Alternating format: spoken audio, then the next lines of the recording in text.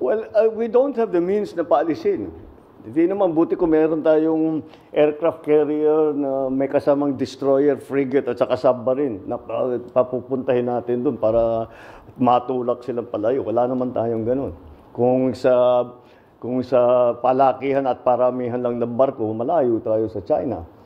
Pero ang policy naman natin is that we will just continue to defend our territorial, our sovereign territory and our territorial rights in the EEZ.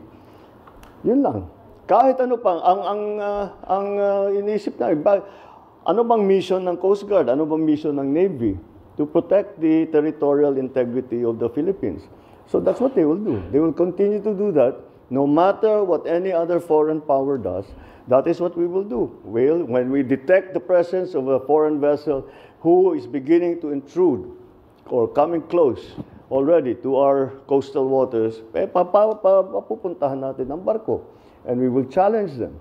And we will make sure that they know that this is what they are doing is illegal. Of course, they will counter saying that they're doing regular peacekeeping law enforcement patrols. But they will always find, they will always find the Philippine presence. No matter what they do, kahit na banggain na yung barko natin, kahit na mag-water cannon sila, mag-laser sila, kahit kung ano pang gawin na, mag-block sila, laging nandyan ang Pilipinas. We will always be there protecting our territory. We will always be there making sure our fishermen are able to exercise their sovereign rights. Nandyan lagi. That's their mission.